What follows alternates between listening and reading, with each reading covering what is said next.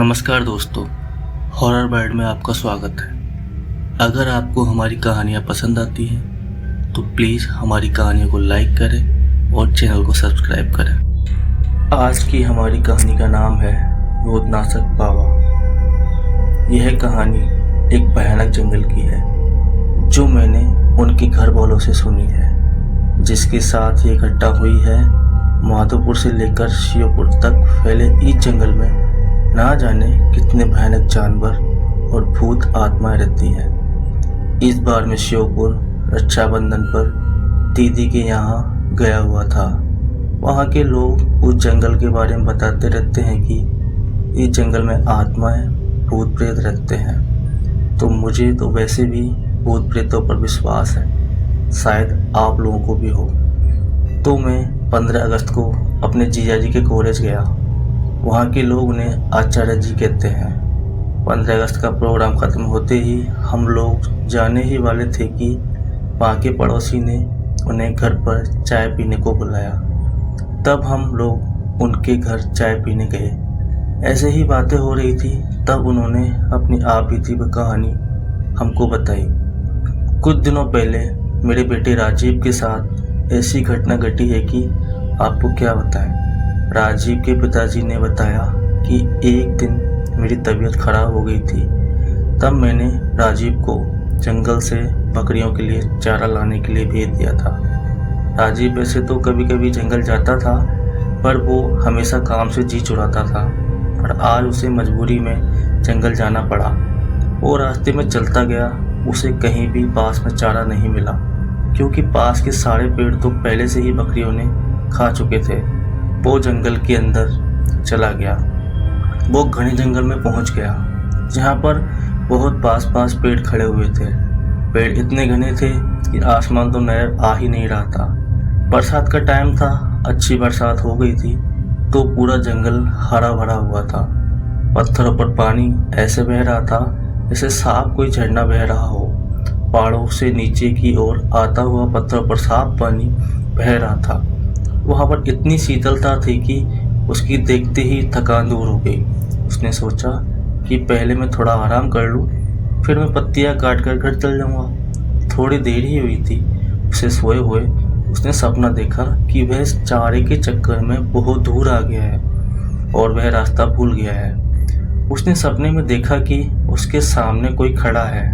उसकी शक्ल देखते ही उसकी आंखें खुल गई और वह डर गया। अब उसे ज़्यादा डर लगने लगा।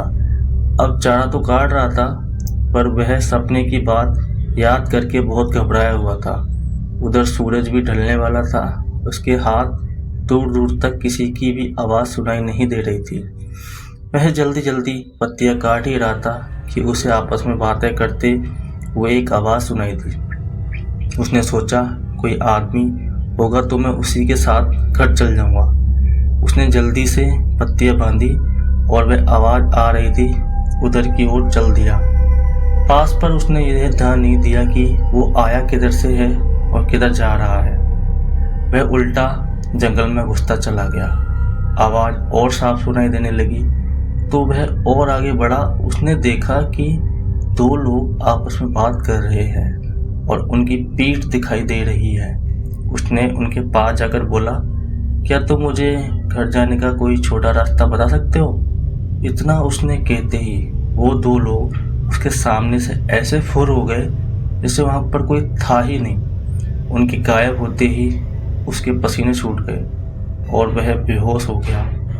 जब उसे होश आया तो वह क्या देखता है कि सपने वाला आदमी उसके सामने खड़ा है।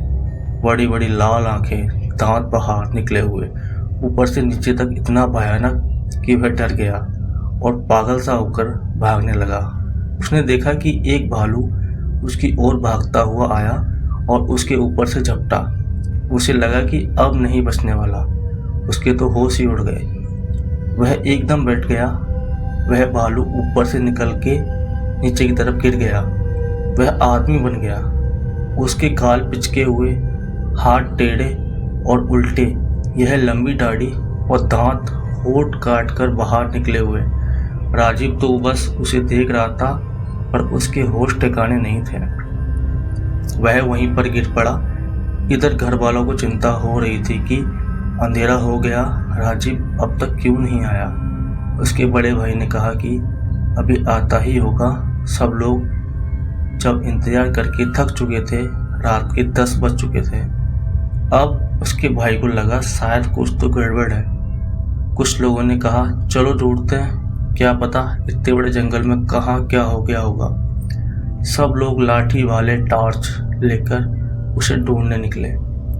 उसका भाई अपाहिज था, वह एक पैर से चलता था, इसलिए उसके पिताजी ने कहा बेटा तू यहीं रह अपनी माँ और बहन के पास, हम लोग जाते हैं, कुछ खबर होगी तो हम बताएंगे। पूरी रात जंगल में ढूंढते हुए हो गई, पर उसका कुछ नहीं पता चला। जहाँ तक वो लोग जाते थे वहाँ तक सारा जंगल छान मारा, मगर राजीव का कोई पता नहीं। सब लोगों ने कहा कि अभी घने जंगल में जाना ठीक नहीं है, अभी सुबह होते ही चलेंगे। अभी 5 बजे हैं, अभी 1 घंटे में सुबह हो जाएगी। सब लोगों ने वहीं बैठकर सुबह का इंतजार करने लगे। थोड़ी देर बाद सुबह हो गई। सब लोगों ने कहा चलो अब चलते हैं। सब लोग चल दिए, आवाज लगाते हुए राजीव बेचारे की भूख प्यास के मारे वो हालत हो गई थी कि सुध बुध खो चुका था। उसे अब यह नहीं पता कि मैं कहाँ पर हूँ। 2 दिन हो गए, राजीव का कहीं पता नहीं चला। अब सब लोग परेशान थे।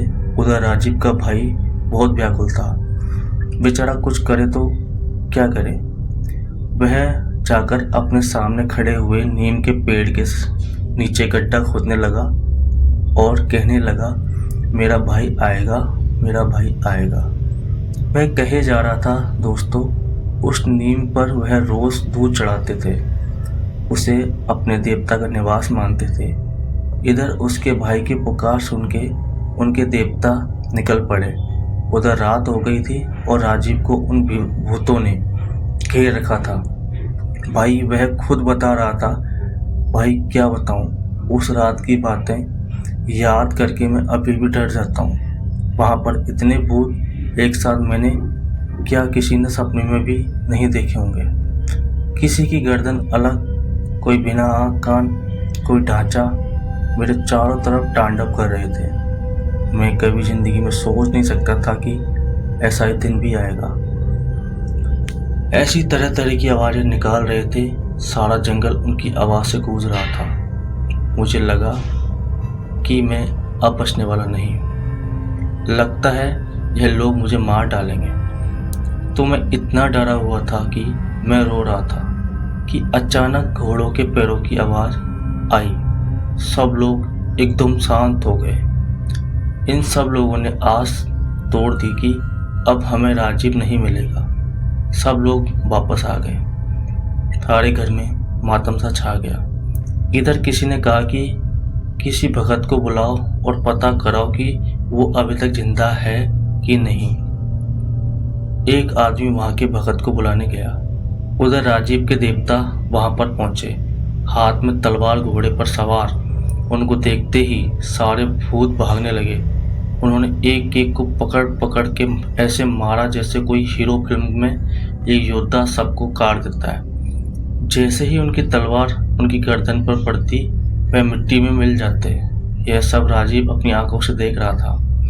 तब उस घुड़सवार ने कहा कि तुम अब चिंता मत करो, मैं आ गया हूँ और सुबह तक कोई तुम्हें लेने आ जाएगा। अब तुम बेफिक्र होकर सो जाओ। उनके आने से मेरा सारा डर खत्म हो गया और मैं आराम से सो गया।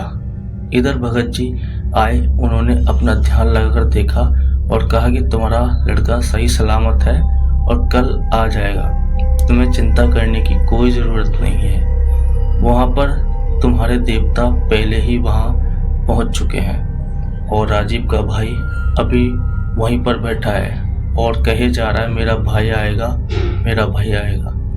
वह किसी की भी बात नहीं मान रहा है। जो भी उसे वहाँ से उठाने को चाहता है उसे धकेल देता है। सुबह उसकी आँख खुली तो वहाँ पर एक आदमी ने उससे पूछा कि तुम कहाँ से आए हो, कहाँ जाना है, और तुम्हें तुम्हारे घर पर पहुँचा देता हूँ।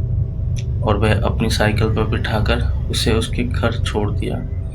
घर वालों को देखकर वो ऐसा रोया कि वह बेहोश हो गया। 3 दिन तक भूखा प्यासा कमज़ोर हो गया था। फिर उसे अस्पताल ले जाया गया।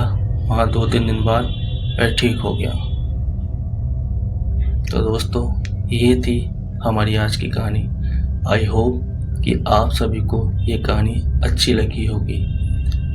नेक्स्ट वीडियो में मैं इससे भी बेटर और इससे भी अच्छी कहानी आप लोगों को सुनाऊंगा।